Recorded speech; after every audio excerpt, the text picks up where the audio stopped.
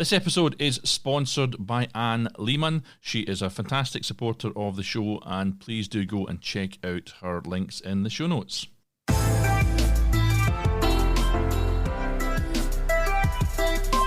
Hello and welcome back to Film Pro Productivity and Success, the podcast that helps film professionals and other creative people to live a more focused, effective and happy life. My name is Carter Ferguson and this is episode 111. Avoid these 3 toxic personality types. Don't let negative and toxic people rent space in your head. Raise the rent and kick them out. Zig Ziglar, unquote.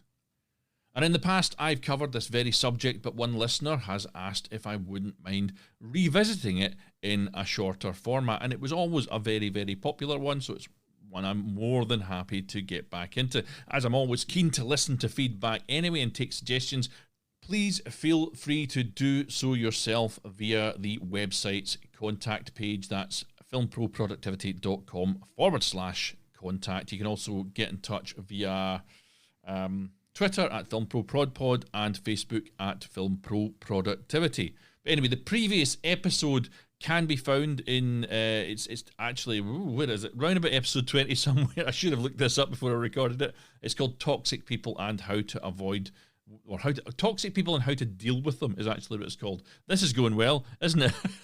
I'll keep on recording. I did also touch upon this, by the way, in the 100th show, but only in passing. John Mark Green says, toxic people attach themselves like cinder blocks tied to your ankles and then invite you for a swim in their poisoned waters. Toxic people spread negativity. They create problems and stress, manipulate you, and worse. A toxic personality's power lies in their subtlety and makes them sometimes difficult to spot. But if you're the one that's continually hurt by these people, or the one that's constantly adjusting your own behaviour to avoid their angst or whatever, then chances are that it isn't you, it's them.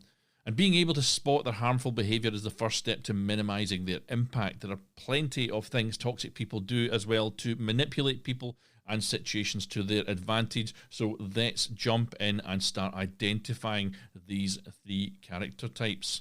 And during my initial research on that episode way back when, I found articles listing up to 25 different types of toxic archetype, from the naysayer to the gossiper to the manipulator and the victim. But I'll only be listing a few of them here today, and I will return to this subject next season and continue the list if it's of interest to you.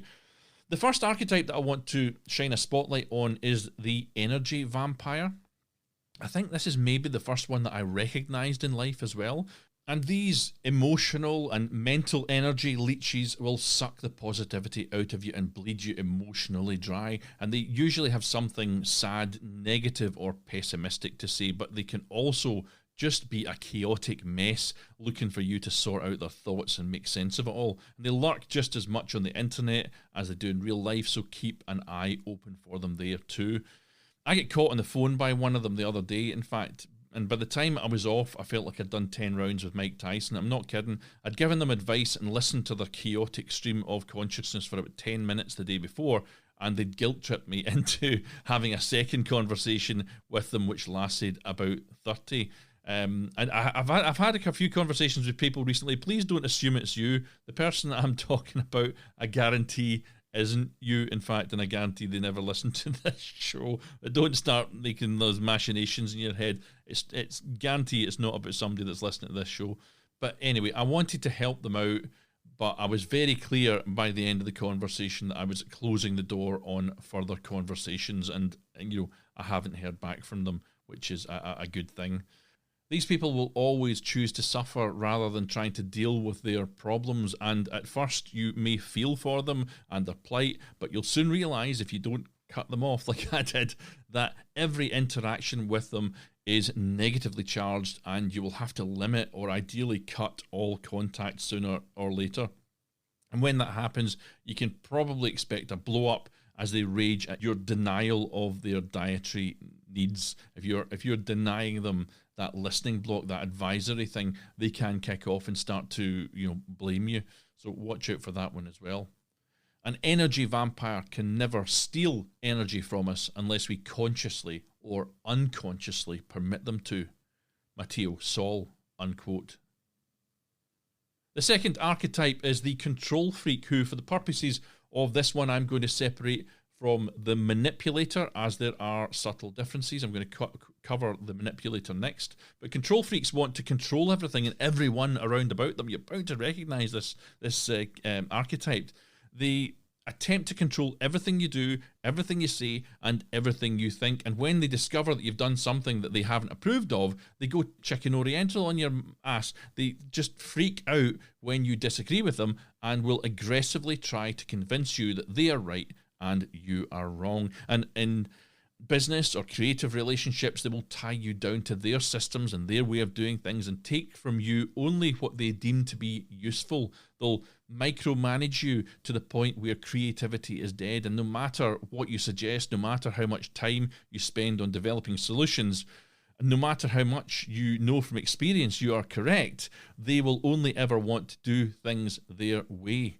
These character types are often manifesting themselves as egotists and narcissists and egomaniacs, which I'll do another episode on somewhere down the line. But they believe that the world revolves around about them. They are not interested in anybody or anything except themselves. And you might mistake instantly their arrogance for confidence, but there is a big difference between those two things.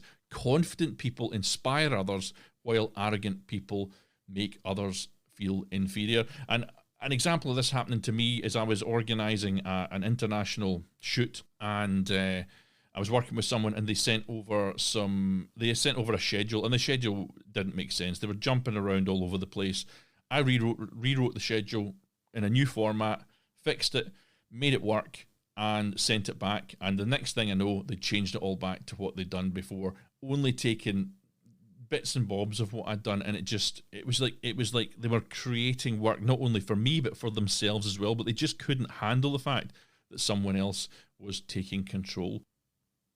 Control freaks will go after your emotional, conversational, and mental freedom until you have nothing left to give. And if you find yourself in regular close proximity to one, then take my advice and get out while you can. It may be that you've got a relationship that you think works, that is creative, that you're getting stuff out of, but believe you me, somewhere down the line you're going to realise that effectively you've become this person's secretary or their butler or their driver or whatever, and actually your own creative needs, your own projects have been completely dismissed. So really watch out for control freaks. They are not a good thing.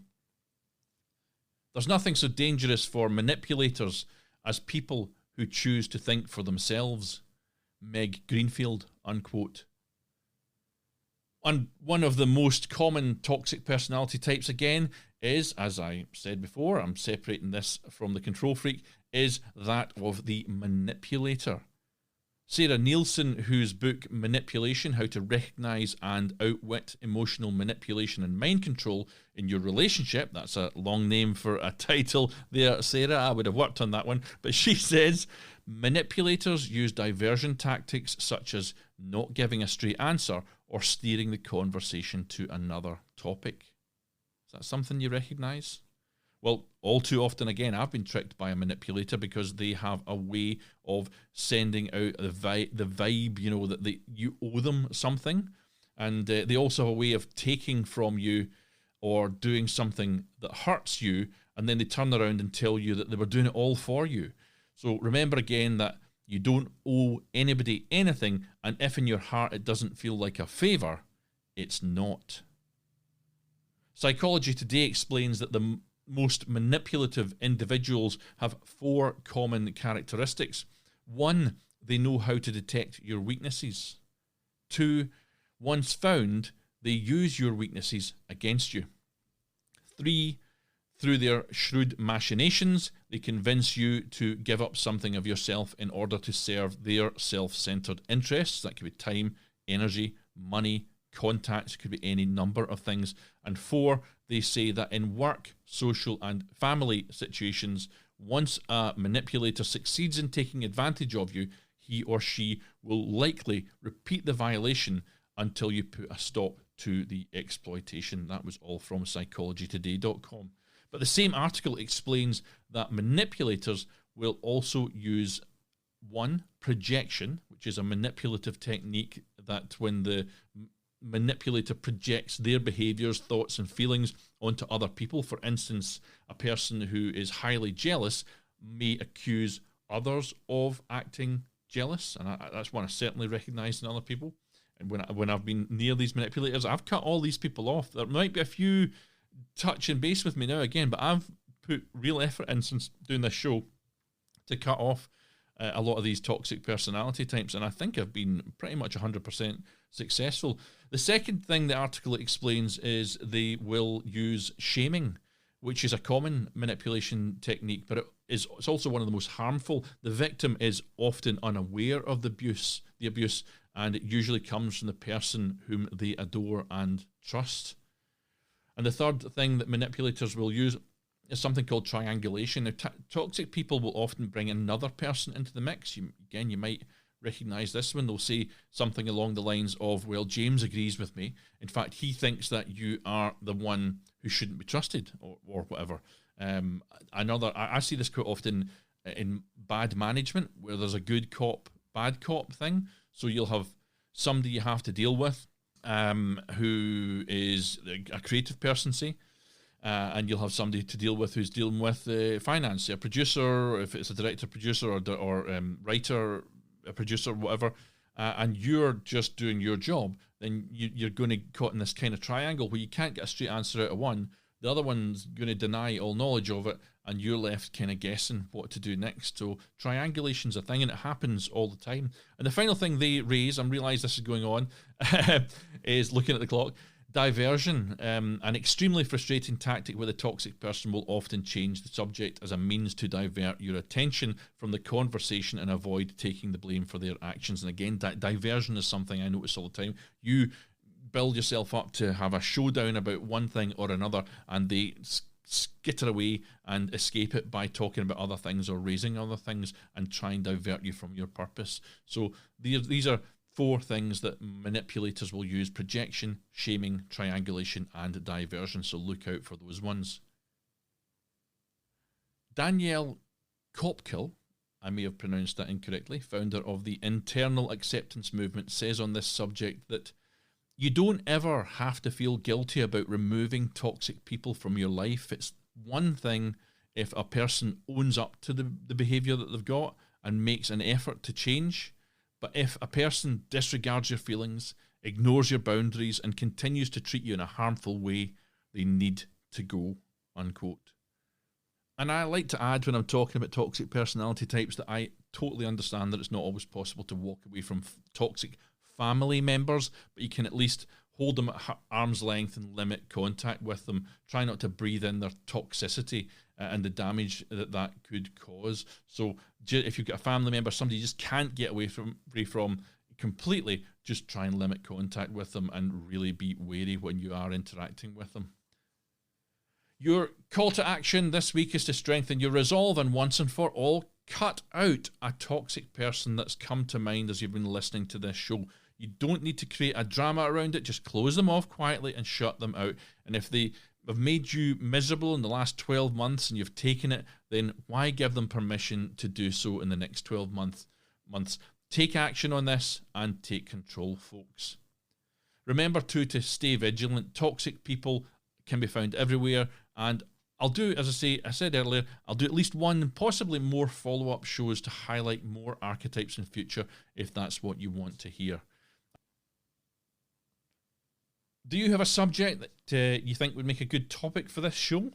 Is there anything you're struggling with? Basically, quite often what you're struggling with, someone else will be struggling with as well. If you do, then please get in touch via the website or on social media. I'm always interested in hearing what my listeners are struggling with.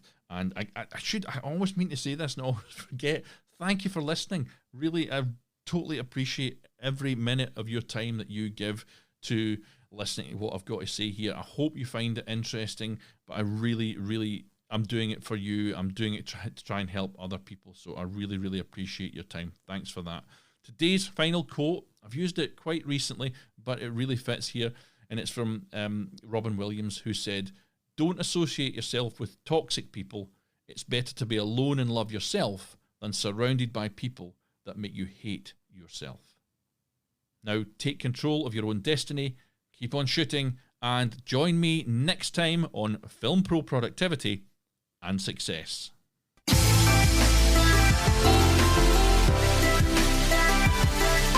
The executive producer on this season is David Richard Thompson, and the music you're listening to right now is Adventures by Ihimitsu. You can follow the show on Twitter at FilmProProdPod or on Facebook at FilmProProductivity. And there's a full transcript of this episode and of all the episodes only on the official website FilmProProductivity.com. Please do continue to support the show, folks, by subscribing on any apps, on all the apps, spreading the word, and please, if you've got a minute, leave an awesome review, preferably on something like Facebook or iTunes. See ya.